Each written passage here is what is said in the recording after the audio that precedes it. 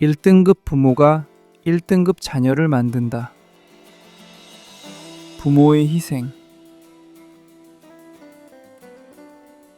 고1 때 옆자리에 앉았던 친구는 먼 시골 출신이었는데 고대 산업공학과에 진학했고 카이스트에서 석사, 박사 과정을 마치고 현재는 연구원으로 근무하고 있습니다.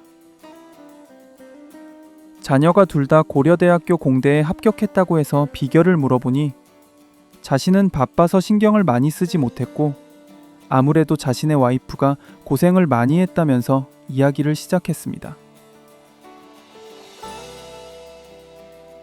우리 때는 부모님이 대부분 힘들게 농사를 지었으니 그런 고생하는 모습을 보면서 공부해야겠다고 결심하게 되는데 요즘은 부모가 직장에서 일하므로 부모가 고생하는 모습을 보기 어렵다.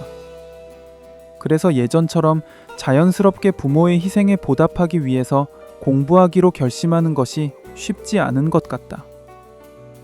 하지만 최소한 부모가 가정에서 생활하는 모습을 아이들이 보면서 자라므로 부모로서 희생하는 모습을 계속 보여준 것이 아이들이 공부하기로 결심한 계기가 되지 않았을까?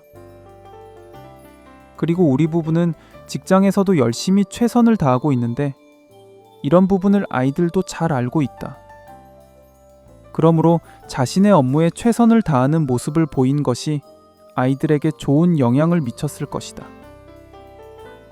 우리 부부는 맞벌이인데 어릴 때부터 아이들이 학원에 다녔기 때문에 식사를 챙겨줄 시간이 없어서 방과 후에 집에서 밥을 제대로 먹고 갈 수 있도록 새벽 1시까지 다음날 저녁을 미리 준비하는 경우가 많았다.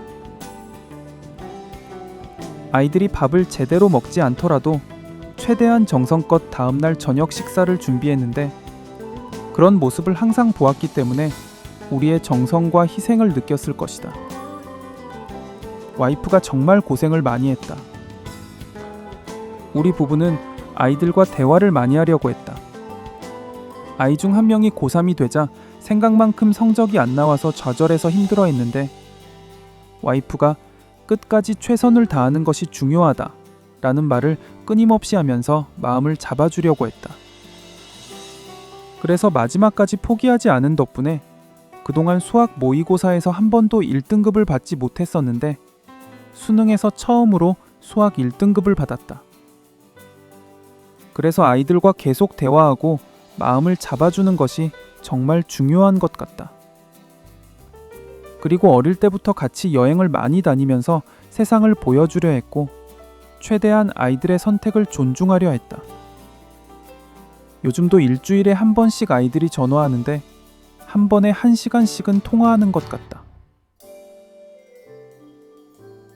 개인별로 가치관도 다르고 교육법도 다를 것입니다.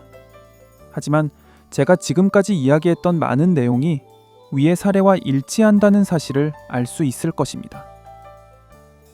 요즘은 학생들이 시간을 아끼기 위해서 밥을 사 먹는 경우가 많고 학교 급식도 다 되어 있으니 부모의 일이 한층 쉬워졌습니다. 하지만 편리함이 모든 것은 아닐 것입니다. 이 편리함이 부모를 더 게으르게 만들고 희생할 기회를 줄이고 있는지도 모릅니다. 카드만 던져주고 어릴 때부터 돈 귀한 줄 모르고 사 먹는 습관을 형성하는 것이 어떤 장단점을 제공할지 생각해 보아야 할 것입니다.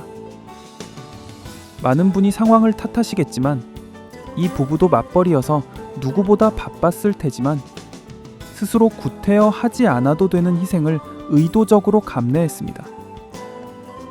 부모님은 지금 어떤 희생을 치르면서 자녀들에게 이 힘든 공부를 계속하도록 강요하고 있는 것일까요? 부모님은 자녀를 키우기 위해서 분명히 많은 희생을 하고 계시겠지만 보통만큼의 희생이라면 보통만큼의 결과밖에 만들어내지 못할 것입니다. 저는 지인 중에서 자녀분을 상위권 대학에 합격시킨 분이 있으면 어떤 식으로든 그 상황에 대해서 캐묻습니다. 대부분 방법론에서는 조금씩 차이는 있었지만 분명히 자녀 교육에서 무언가 남다른 부분을 가지고 있다는 사실을 발견하곤 합니다. 부모님은 어떤 남다른 부분을 가지고 자녀를 교육하고 계시는지 자문해 보셔야 할 것입니다. 교육에서 부모의 솔선수범과 희생보다 더 중요한 가치는 없을 것입니다.